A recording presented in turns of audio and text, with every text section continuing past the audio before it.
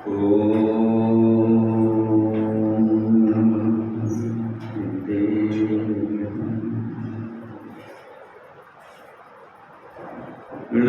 હરિહંતાય, નમો સિદ્ધાણમ, નમો આર્યાણમ, નમો વૈદ્યાયણમ, નમો લોહે સર્વસાગરમ, ભૂલચલની અનુપમ ગતિ પામે સર્વે સિદ્ધને વંદે કહું કેવલી વાહિસે આ સમય કાપું.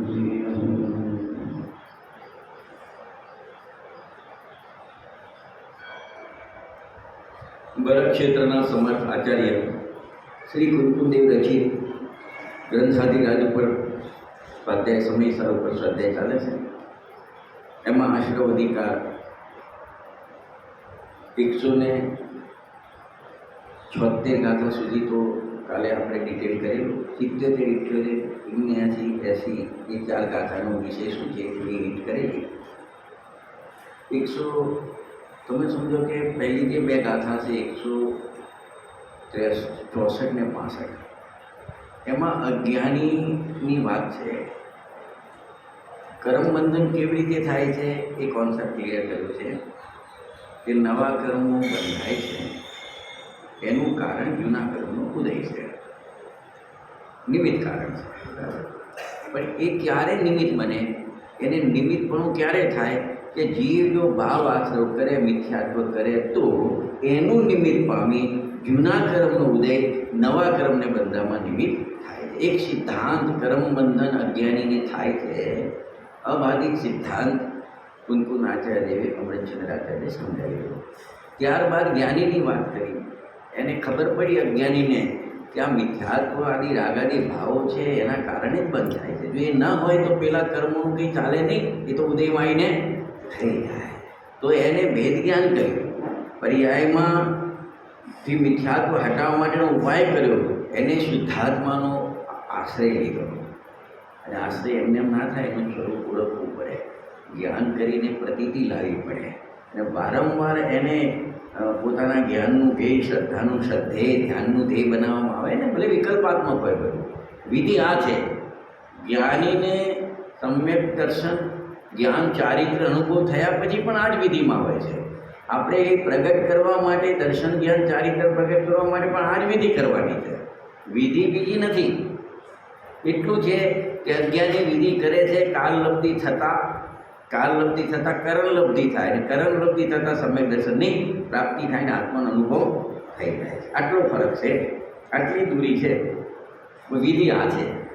ત્યારબાદ જ્ઞાની થયો તો ત્યાં કીધું ભાઈ જ્ઞાનીને ભાવાશ્રમનો અભાવ છે.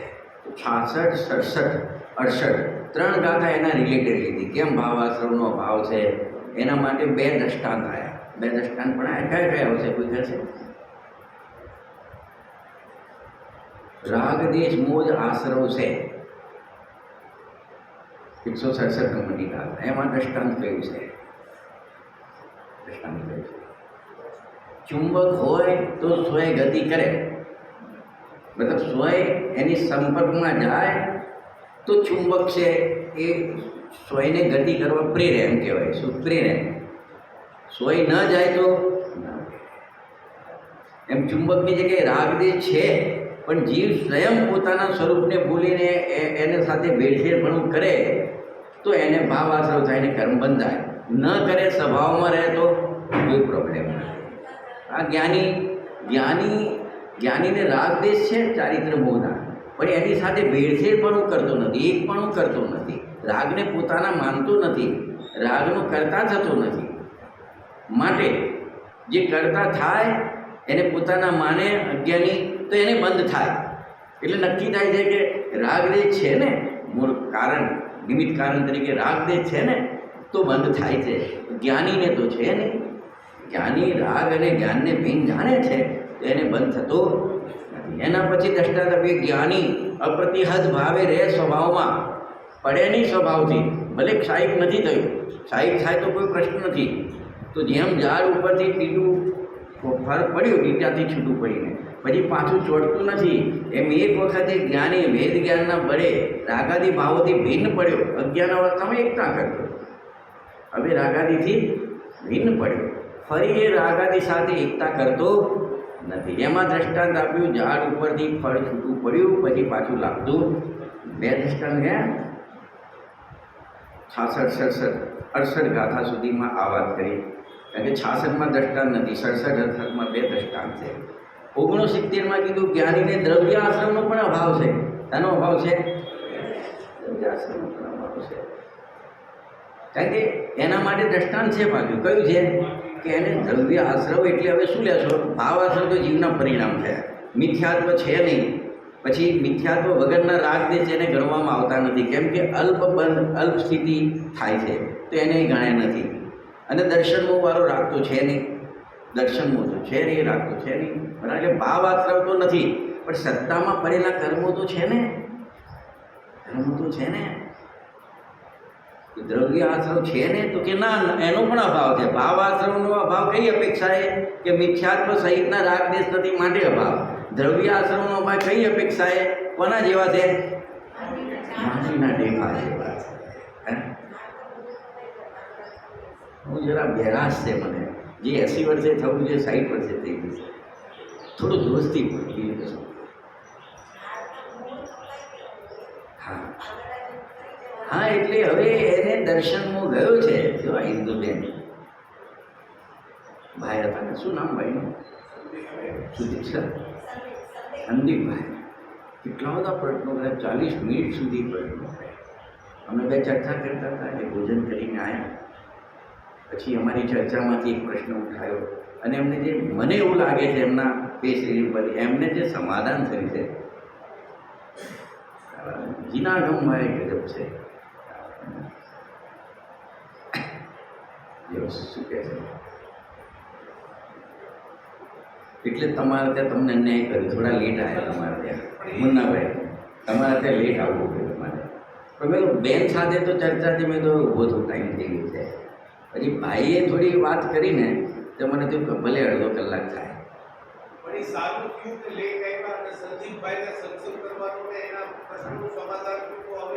મને તો લાગે છે પહેલા 2 વખતે ગયો હતો એમના ત્યાં, આ વખતે સંદીપભાઈ માટે જ એમના ત્યાં જવાનું થયું. રોજ કહેતા હતા કંઈક મેળ નહોતો પડતો, ના જવું એવું ના હોય, પણ સેટિંગ નહોતું થતું. એ દિવસે મેં કીધું આગળ દિવસ રાતે મેં કીધું ચલો આપણે જઈ આવીએ એમ. પછી વાત થઈ, મને લાગે છે સંદીપભાઈ માટે જ જવાનું થયું હશે. તો જો વાત શું છે કે દર્શન મોહ તો છે નહીં, ચારિત્ર મોહ છે કે એનો કરતા થતો નથી, રોગની જેમ વર્તે છે જ્ઞાની, એને કાપતો જાય છે. બધા 7-8 પોઈન્ટ લખાયા હતા ને, બરાબર છે. અલ્પસ્થિતિ અનંત સંસારનો બંધ કરાવતા નથી, ચારિત્ર મોહવાળા રાગ સમ્યક દર્શન થયા પછી રાગ રહી જાય, અલ્પસ્થિતિ બંધ થાય છે, એને ગણ્યો નથી. અને છેલ્લે એ પણ લખ્યું છે કે જેવી રીતે મૂળ કપાયેલું વૃક્ષ હોય, મૂળ કપાયું વૃક્ષ છે, અત્યારે હર્યું ભર્યું લાગે છે, લીલું છમ પાંદડા વગેરે લીલા લાગે છે, પણ એ બધા કેવા થઈ જાય છે, મૂળ અંદર છે, લાઈન છે. બેને યાદ કરાવ્યું ને, અંદર લાઈન છે, છેલ્લી લાઈન છે, બરાબર. તો એ ભાવ આશ્રમનો તો પ્રશ્ન નથી, દ્રવ્ય આશ્રમની જે વાત છે ને, એ સત્તામાં પડ્યા છે ને, સત્તામાં પડ્યા છે. કેવા છે, સત્તામાં પડ્યા છે, માટીના ઢેફા જેવા છે. જેમ વાઘ સિંહ છે પણ સૂતા છે, તો શું નુકસાન કરવાના છે? ઝેર છે હાલાહાલ વિષ, પણ મુઠ્ઠીમાં બંધ છે, ત્યાં સુધી શું તમને નુકસાન કરશે? એ બધા દ્રષ્ટાંત દ્વારા એ પણ સમજાતા, બરાબર. તો 172 ગાથા સુધી તો આ બધી વાત કરી. પહેલાં ભાવ આશ્રમનો ભાવ, પછી 169 દ્રવ્ય આશ્રમનો ભાવ, પછી 70, 71, 72 3 ગાથામાં એવું નક્કી કર્યું કે જ્ઞાની નિરાશ્રવ છે. કેવો છે? નિરાશ્રવ છે. નથી ભાવ આશ્રવ, નથી દ્રવ્ય આશ્રવ. ભાવ આશ્રમમાં ચારિત્ર મોહવાળા છે, ભાવ આશ્રવ આગળ ગણ્યા નહીં, અને દ્રવ્ય આશ્રવ છે પણ બધું સત્તામાં પડ્યું છે એટલે એને પણ ગણ્યું નહીં, કોઈ નુકસાન પહોંચાડતું નથી.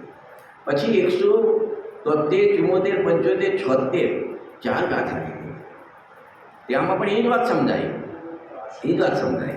બાળ સ્ત્રીનું દ્રષ્ટાંત આપીને સમજાય, જે આપણે ડિટેલ કરેલું, બરાબર. એટલે એમાં એમ કે જીવે પૂર્વે કર્મ બાંધ્યા છે. શું બાંધ્યા છે? કર્મ બાંધ્યા છે. બાળ લગ્ન કર્યા છે કર્મ સાથે. પહેલાં રાગ હતો અને કર્મો આવીને સત્તામાં પડ્યા છે. દર્શનમોએ પડ્યો છે, મિથ્યાત્વએ પડ્યું છે, બધું પડ્યું છે, સત્તામાં પડ્યું છે. ક્યાં પડ્યું છે? સત્તામાં પડ્યું છે ને. તો જેનું બાળ સાથે લગ્ન કર્યા હોય ને એવું છે, એને નહીં ભોગવી શકાય. ઉદયમાં આવ્યા વગર ભોગવાનો પ્રશ્ન નથી. સમજ્યા ને? હવે એ જેમ બાળ સ્ત્રી સાથે લગ્ન કર્યા, લગ્ન કરેલી સ્ત્રી થઈ ગઈ ને પતિ દ્વારા ભોગવા યોગ્ય બની, પણ બાળ છે ત્યાં સુધી નહીં ભોગવાય. પછી યુવાન થાય પછી પતિ ભોગવી શકે, પણ એને રાગ આવે તો, ના આવે તો બસ એ જ કહેવું છે કે એ જ્ઞાની પોતાના સ્વભાવમાં રહે છે તો એને એવો રાગ આવતો નથી. તો જૂના કર્મો છે બધા, જૂના કર્મો ઉદયમાં આવીને ઢળી જાય છે. પેલું મિથ્યાત્વ બેઠું હતું ને, નીચે પડ્યું છે ને, અરે જોને પડ્યું હોય, જ્યાં તારે સમ્યક દર્શન છે ને, તો એ મિથ્યાત્વની તાકાત નથી સ્વામી છાતીએ આવે સમ્યક દ્રષ્ટિની. એ મૂળ રૂપમાં ઉદયમાં આવી જ ના શકે. એને આવવું હોય ને, આવવું હોય તો અનંત ઘણો હીન અનુભાગ થઈને આવવું પડે. આમ ડરતા જેમ પેલો ગુનેગાર આમ ભારતો બધું ધાડ બધું ચાકુ છુરી ચલાવે ને બંદૂક ચલાવતા હોય, પણ કોઈ મોટા રાજા ચક્રવર્તીની સામે આવે જ નહીં ગુનેગાર. અને આવે તો કેવો ગરીબડો ગાય થઈને. ગરીબડો ગાય એટલે ખબર છે? દર્શનોમાં 3 છે: મિથ્યાત્વ, મિશ્ર, સમ્યક પ્રકૃતિ, સમ્યક મિથ્યાત્વ એને મિશ્ર કહેવાય, અને સમ્યક પ્રકૃતિ કહેવાય. શું કહેવાય? હવે આ ત્રણે આના જ દીકરા છે. આવે આમાંથી થયેલા છે. મૂળ અનાદિનું મિથ્યાત્વ એકલી હતી પ્રકૃતિ દર્શનોની. સમ્યકનો કાળ થયો તો આનંદ જે અનુભાગ છે ને એ અનંત ગણો હીન થયો, તો આમાંથી 2 ગ્રુપ થાય. એકમાંથી આનો તો એવો ને એવો અનુભાગ, અને જે અનંત ગણો હીન થયો એ અહીં આવ્યા ગ્રુપમાં. એને કહેવાય મિશ્ર અથવા સમ્યક મિથ્યાત્વ. કેવું? અહીંયા ખાલી મિથ્યાત્વ, આ સમ્યક મિથ્યાત્વ. હજુ એક ગ્રુપથી બીજું થાય છે, અંદર ને અંદર બધું કર્મોમાં. હજુ થોડા પરમાણુ આમાંથી નીકળ્યા, છૂટા પડ્યા, એના કરતાં પણ અનંત ગણા હીન થયા. એનું ત્રીજું ગ્રુપ, એટલે એકમાંથી 3 થયા ટુકડા, 3 ટુકડા થયા. એને કહેવાય સમ્યક પ્રકૃતિ. શું કહેવાય? છે દર્શનમોની પ્રકૃતિ.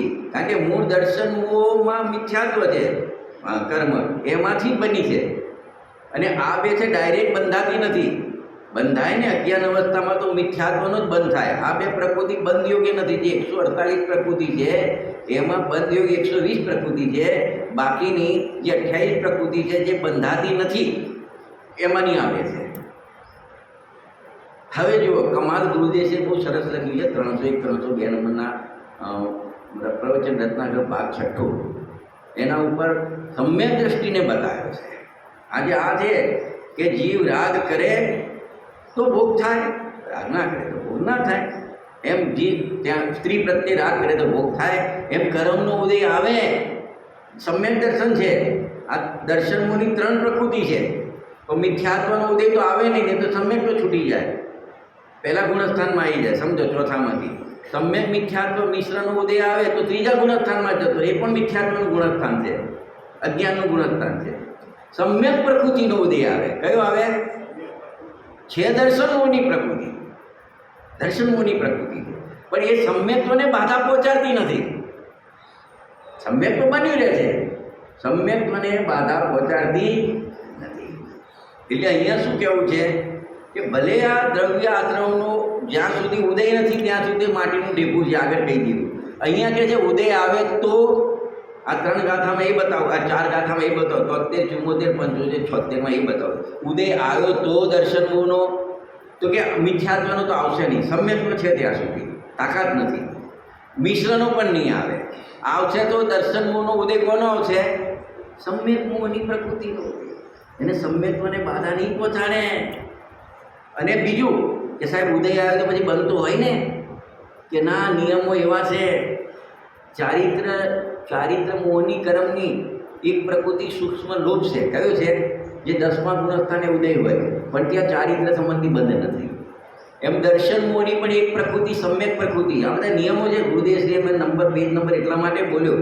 301 નંબરની છેલ્લી લાઈન અને 302 નંબરના 10 લાઈનો વાંચી લેજો. આ હું જે બોલી રહ્યો છું ને એ બધું મારા ઘરનું નથી બોલી રહ્યો. ખોલાવું ને તમારી પાસે તો છે નહીં, પછી વાંચવાનું જ છે મારે, એટલે તમને ઓરલી કહી રહ્યો છું. દુબળી ગાયને બગૈયો ગણીને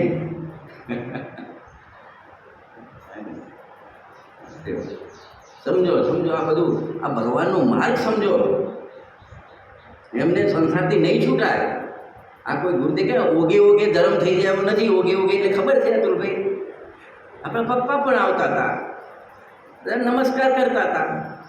તો પર્યુષણ હોય તો પૂજામાં આવવાનું બહુ, પછી સાંજે સામાયિક કરવાની, છેલ્લા દિવસે મોટી કરવાની, અને પછી ક્ષમાવાણી કરીને ઘરે જતા રહેવાનું. પર્યુષણ પૂરા. એ ઓગે કહેવાય. શું કહેવાય? જે સમજણ વગર કરવામાં આવે. ઓગે શું કહેવાય? ભાઈ એવો ધર્મ નથી. આ ભાઈ સમજવો પડે. સમજણનો માર્ગ છે. धर्म सब कोई कहे धर्म न जाने कोई, धर्म मर्म समझे बिना धर्म कहाँ से होए। धर्म करत संसार सुख, धर्म करत निर्वाण, धर्म पंथ साधे बिना नर तिर्यन समान। क्या મળશે? ધર્મ. ધર્મ વાળીએ ન ઉપજે, ધર્મ ન ચોટે વેચાય, ધર્મ વિવેકે ઉપજે, જે સમજે તેને થાય. સમજવું પડે. શું કરવું પડે? મુન્નાભાઈને જોઈને આમ મારો છે ને આમ શેર લોહી ચડી જાય છે કે બધા સૈનિકો આવા હોય ભાવનગરમાં. એ વાત છે. કોઈ હમ કિસી છે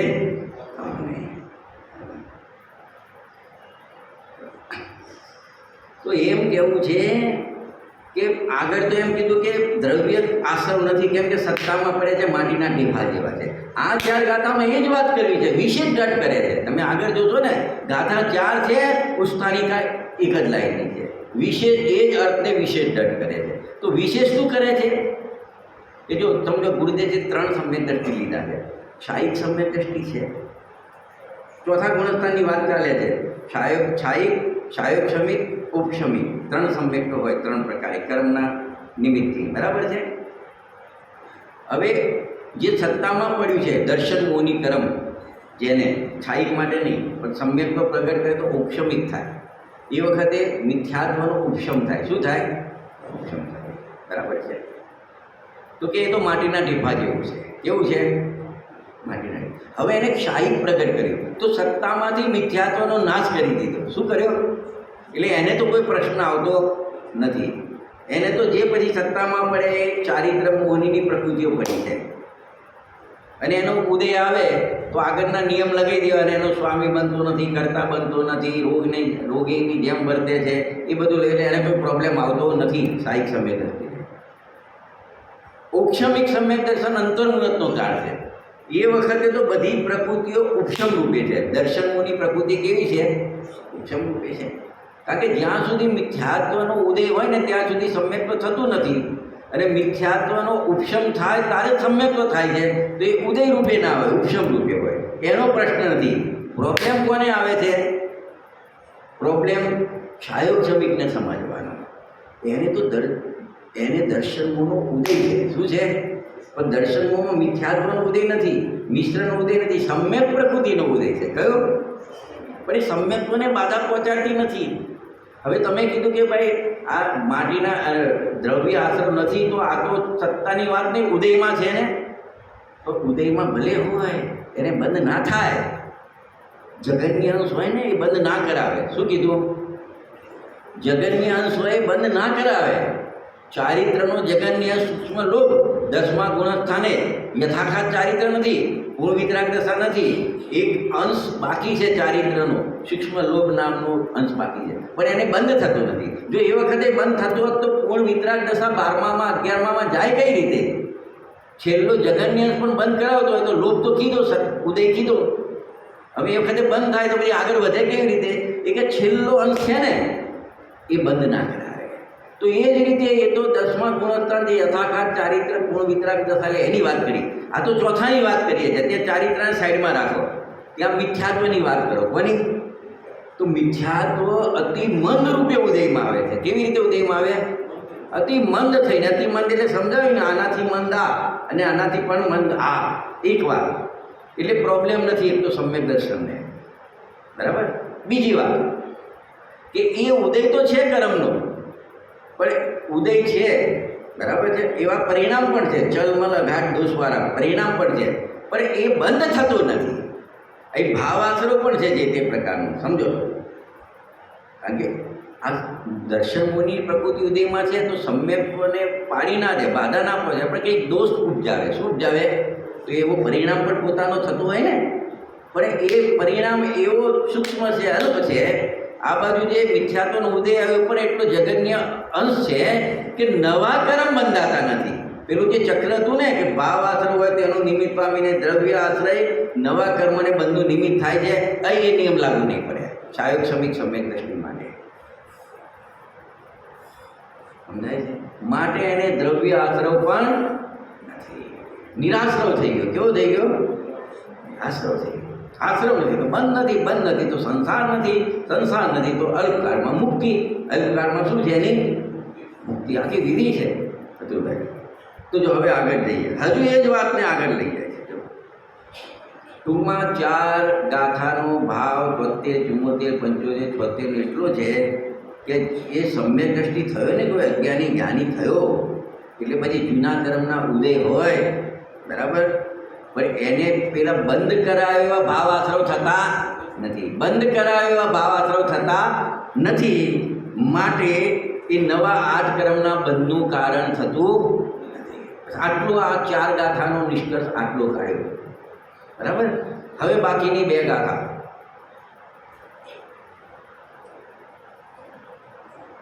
આ જ અર્થને દઢ કરનારી 177 ને 178 ગાથા કહે છે. તો જો એમાં એક ગજબનો સિદ્ધાંત આપ્યો છે. એ 2 ગાથા વાંચીશું આપણે પહેલાં. Page number 277. બરાબર.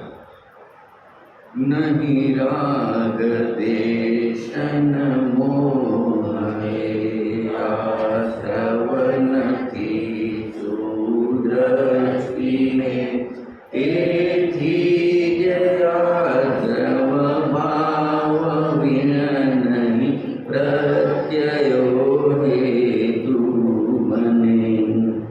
હેતુ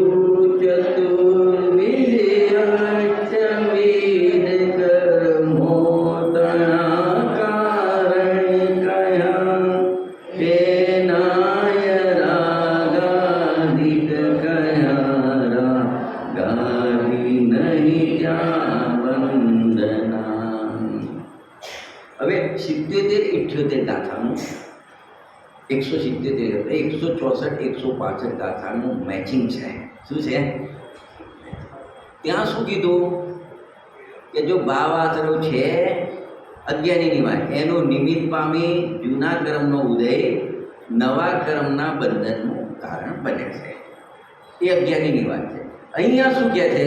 અહીંયા શું કહે છે? જો અહીંયા શું કહે છે સમજો. અહીંયા કહે છે જ્ઞાનીને ભાવ આશ્રવ નથી તો જૂના કર્મનો ઉદય આવીને ખરી જાય છે, નવા કર્મના બંધનું કારણ બનતું નથી. ત્યાં બંધ કઈ રીતે થાય છે એ બતાવ્યો અજ્ઞાનીને. અહીંયા જ્ઞાનીને બંધ કેમ નથી થતું એ બતાવશે. પ્રોસિજર એક બતાવશે, પણ એકમાં ભાવ આશ્રવનો સદભાવ અને એકમાં ભાવ આશ્રવનો અભાવ. નવા કર્મ બંધ, એનું કારણ જૂના કર્મનો ઉદય છે, પણ એ ક્યારે નિમિત્ત બને? જ્યારે જીવ ભાવ આશ્રવરૂપે પરિણમે. તો અજ્ઞાની ભાવ સ્વરૂપે પરિણમે છે 164-65 ગાથા. એનું નિમિત્ત પામી એને જૂના કર્મનો ઉદયો નવા 8 કર્મને બંધનું કારણ બને છે. અહીંયા કહે છે જ્ઞાની ભાવ સ્વરૂપે પરિણમતો નથી. જૂના કર્મના ઉદય ભલે હોય પણ એને નવા કર્મો બંધાતા નથી. જો આને ગાથા પ્રમાણે અર્થ કરીએ. જો નહીં રાગ દેશ ન મોહ, મતલબ રાગ દેશ મોહ નથી. રાગ દેશ મોહ પહેલાં તો કયું તત્વ છે? આશ્રવ તત્વ. એ રાગ દેશ મોહ આશ્રવ નથી. કોને નથી? શું દ્રષ્ટિને? સમ્યક દ્રષ્ટિને રાગ દેશ મોહ વાળો આશ્રવ નથી. એટલે કયો લેવાનો? મિથ્યાત્વ સાથે વાળો. કયો? મિથ્યાત્વ વગરના હોય ચારિત્રવાળા, એ ગણવાના નથી. તો સમ્યક દ્રષ્ટિને રાગ દેશ મોહ આશ્રવ નથી. હવે એટલે ભાવ આશ્રવ નથી. શું નથી? ભાવ આશ્રવ નથી. તેથી એ જ આશ્રવ ભાવ આશ્રવ વિના નહીં પ્રત્યયો. પ્રત્યય એટલે જૂના કર્મના ઉદયો હેતુ બને નહીં. શાનો હેતુ ના બને? નવા કર્મને બંધનું કારણ બનતા. ક્લિયર આ ગાથા? 177 ગાથા જો. હેતુ ચતુર્વિધ. બરાબર? શાનો હેતુ? બંધનો હેતુ. કોણ? ચતુર્વિધ, 4 પ્રકારના કર્મનો ઉદય. બરાબર? અષ્ટવિધ કર્મો તણા કારણ કયા? જે 8 કર્મોનું બંધનું કારણ 4 કર્મનો ઉદય કહ્યો. બરાબર? તેનાએ રાગાદિ કયા? તેનું પણ કારણ કોણ? જીવના રાગાદિ ભાવ આશ્રવ કયા? હવે જ્યાં રાગાદિ ભાવ નથી ત્યાં બંધ થતો નથી. ક્લિયર થઈ ગયું? ત્યાં રાગાદિ ભાવ છે, અજ્ઞાનીને ભાવ આશ્રવ છે, તો જૂના કર્મ છે, નવા કર્મ બંધનો હેતુ કયો? અહીંયા જ્ઞાનીને રાગાદિ ભાવ નથી, મિથ્યાત્વાદી રાગાદિ નથી, તો જૂના કર્મના ઉદયને નવા કર્મનું કારણ ના કહ્યું. ક્લિયર ગાથાઓ બંને?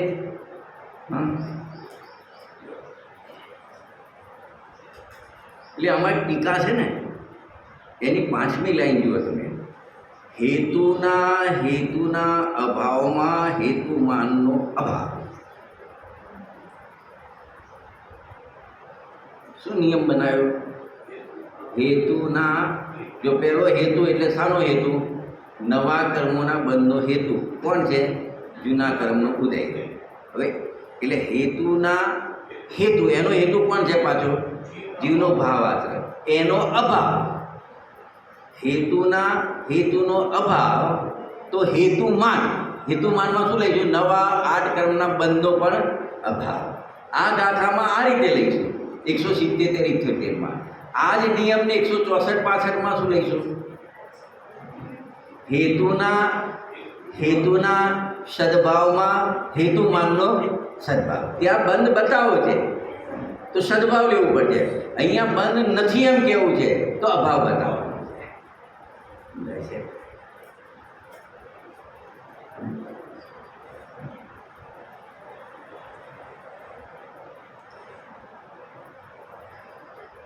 આટલી ઉંમરે આવીને ગયા છે એટલું ઘણું છે ભાઈ. આપણી એ સ્થિતિ થાય ત્યારે ખબર પડે વેદના શું હોય. અર્ધમૂતક સમ બુઢાપણું કહેશે રૂપ બેસે એટલું ઘણું ધન્ય છે. આપણે તેમને સારા હોય તો આળસ થઈ જાય. ચલો આજે ગુલ્લી, સ્કૂલમાં હોય તો છોકરાઓ કે આજે ગુલ્લી મારી દો. મમ્મી પેટમાં બહુ દુખે છે આજે, તો મમ્મીને બિચારી મોકલે તો એ તકલીફ. કે કંઈ ખરેખર તકલીફ હોય તો ખબર તો પડે નહીં, તો મશીન તો છે નહીં જોવાનું આપણી જોડે. ના મોકલે તો એ ભણતર પકડે, ગુલ્લી મારે. શું કહે છે? આ થયું. જો શબ્દો કેવા આપણે હેતુના અભાવમાં હેતુમાનનો અભાવ બતાવો છે. બરાબર? પ્રસિદ્ધ છે. આ સિદ્ધાંત પ્રસિદ્ધ છે. એટલે પ્રસિદ્ધ હોવાથી જ્ઞાનીને બંધ નથી. ઉપર સદભાવમાં છે તો બંધ છે, અજ્ઞાનીને બંધ છે. આ 2 મહાન આશ્રવ અધિકારમાં 2 લાઈન. હેતુના સદભાવમાં હેતુમાનનો સદભાવ અજ્ઞાની માટે નિયમ, અને હેતુના અભાવમાં હેતુમાનનો અભાવ જ્ઞાની માટે. બસ તમારો આખો આશ્રવ અધિકાર પૂરો. આ બેને બરાબર ભાવ આશ્રમમાં લઈ લો તો તમારો આશ્રવ અધિકાર 17 ગાથાને 13 કળશ તમારો પૂરો થઈ ગયો. આમાં આટલું જ સમજાવવું છે. કાલે આવે ને જીવ જુદા પૂતગળ જુદા यही तत्व कथन का सार बाकी जो कुछ भी आई का विस्तार 50 નંબરની ગાથા હતી ને, બસ આમાં એવું છે. આ 2 લાઈનો સમજાય તો આખો આશ્રવ અધિકાર ક્લિયર થઈ ગયો. હવે જો આગળ જઈશું. ચલો જેટલું લેવાય એટલું લઈએ. બીજું કાલે એક અલગ રીતે તો પૂર્ણાવતી કરી દીધી છે. બરાબર છે? શોર્ટમાં હવે આવશે 120 નંબરનો કલશ, પેજ નંબર 379. અદ્યાચ શુદ્ધ નયમુદત બોધતિહં એકાગ્ર પ્રેવ કલયંતિ સદેવ એતે રાગાદિમુક્ત મનસા સતતં ભવન્તા પશ્યન્તિ બંધ વિદુરમ સમયસ્ય સારમ. શું કહે છે? ગજબનું પરત છે. જેને આમાં જ્ઞાનીને બંધ થતો નથી ને એનું કારણ એની પાસે શુદ્ધ નહીં છે. શું છે? ચશ્મા છે દેખવાના, દુનિયાને દેખવાના, પણ આ એવા ચશ્મા છે કે આખી દુનિયા સામે છે ને તો એ આખી દુનિયા ના દેખાય, પોતાનો ત્રિકાળી રૂપ ભગવાન હાથમાં દેખાય. યુધિષ્ઠિર કહેતા ને બધા ભગવાન છો, થવાવાળી વાત પછી બધા ભગવાન છો ને બધા ભગવાન થાવવાળી વાત પર્યાયમાં, છો વાત દ્રવ્યમાં. આ શુદ્ધ નહીંના ચશ્મા જે પહેરે એને આખી દુનિયા સામે છે, પણ એને કોણ દેખાય? પોતાનો ભગવાન હાથમાં, પોતાનો ભગવાન હાથમાં દેખાય. એટલે એ જ્ઞાનની પર્યાય છે દેખવાવાળી. કોણ છે? જ્ઞાનની પર્યાય. એના માટે ગજબ શબ્દો વાપરે છે. જો કલશમાં જુઓ, શુદ્ધ નયમ ઉદ્ધત બોધ ચિહ્ન. ઉદ્ધત, જ્ઞાનને ઉદ્ધત કીધું. કેવું કીધું? જેમ કોઈ ઉદ્ધત વ્યક્તિ હોય ને, કોઈની વાત માને નહીં, એકનો બે ના થાય, પોતાના બાપની વાતે ના માને, કાકા બાપાની તો જવા દો, ઉદ્ધત કહેવાય.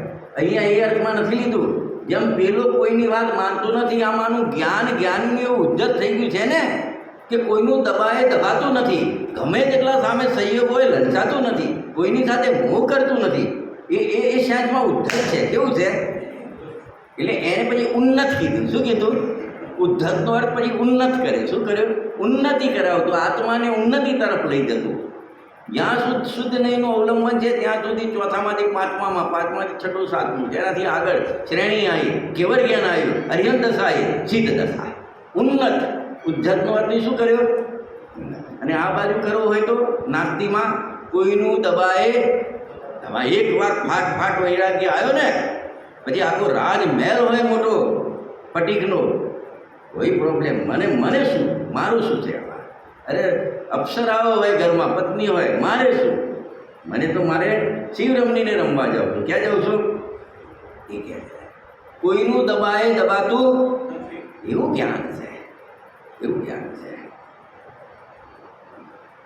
અને બીજો એક શબ્દ છે બંધ વિધુરમ, ચોથી લાઈનમાં, સમયસ્ય સારમ. બંધ વિધુર એ જ્ઞાન છે ને, સ્વર્ગમાં લઈ લેજો, મને ખ્યાલ છે સમય આજે તો અમે લેટ ચાલે છે આપણી ગાડી. આ બે શબ્દો છે ને, તમને આશ્રવ અધિકાર આવે ને તો આ 120 નંબરનો કલશ યાદ આવવો જોઈએ. અને શુદ્ધ નય ઉદ્ધતમ બોધ ચિહ્ન, આ શબ્દ યાદ આવવું જોઈએ. શુદ્ધ નયનું ચિહ્ન, ઓળખવાનું ચિહ્ન કે જ્ઞાન કેવું થઈ ગયું છે? ઉદ્ધત થઈ ગયું છે. કેવું થઈ ગયું છે? પણ એ શુદ્ધ નહીં છે. જ્ઞાનીનું જ્ઞાન ઉદ્ધત છે, એ એનું શુદ્ધ નહીં છે. શુદ્ધ નહીં એટલે એના જ્ઞાનની પર્યાય, સમ્યક શુદ્ધ જ્ઞાનની પર્યાય, કે જે માત્ર ને માત્ર આખી દુનિયા હોવા છતાં કોને દેખે છે? પોતાના નિજ ભગવાન આત્માને. અને એક બંધ વિદુર સમયસ્ય સારમ, જે સમય સારને પામે છે, શુદ્ધાત્માને પામે છે, એના માટે કીધું બંધ વિધુર. વિધુર કોને કહેવાય ખબર છે ને? જેમ વિધવા હોય ને એ નાસ્તી નથી છે, જેનો પતિ ના હોય ને, પતિ રહિત સ્ત્રીને શું કહેવાય? વિધવા. અને પત્ની રહિત પુરુષને શું કહેવાય? વિધુર. આ શાનાથી વિધુર છે? શુદ્ધાત્મા બંધથી વિધુર છે. શાનાથી? બંધ વિધુર. શાનાથી? એટલે બંધ રહિત છે, અબંધ સ્વરૂપ છે. એવા સમયસારને દેખે છે. કોને દેખે છે? દેખે છે. પછી એક શબ્દ પડ્યો છે ને, એકાગ્રમેવમ કલયંતિ સદૈવ એતે. શું કહે? જે પછી શુદ્ધ નહીંથી શુદ્ધાત્માને દેખી એના એકાગ્રતાનો કલયંતિ એટલે અભ્યાસ કરે છે, સદૈવ સદા કરે છે. એ જ્ઞાનરૂપ થયો થકો. કેવો થઈ જાય છે?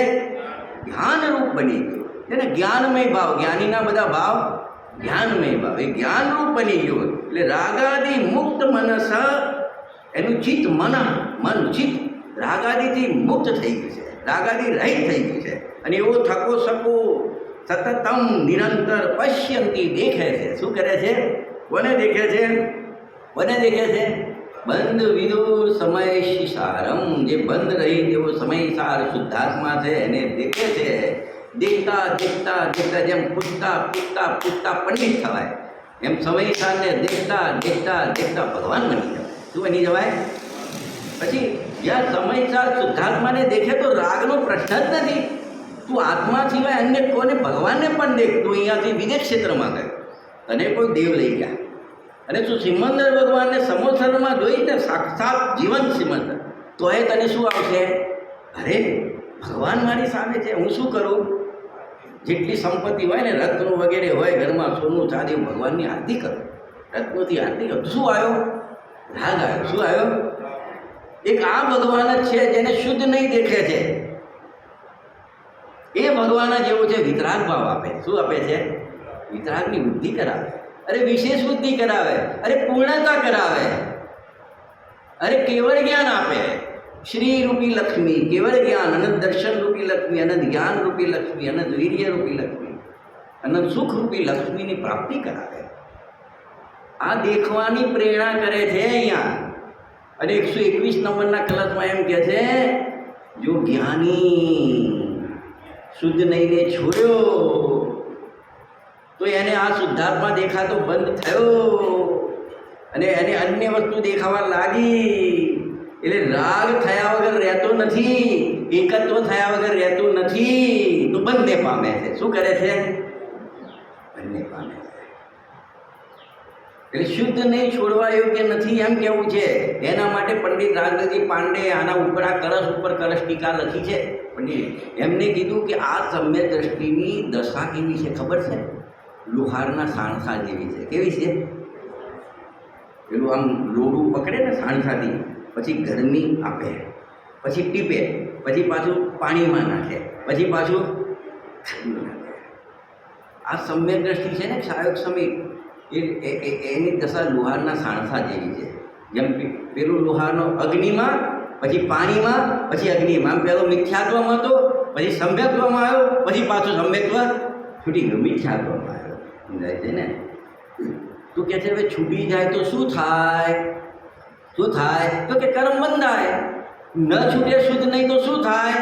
મુક્તિ મળે કર્મ બંધનથી. અને છૂટી ગયો શુદ્ધ નહીં તો શું થાય? નવા કર્મો.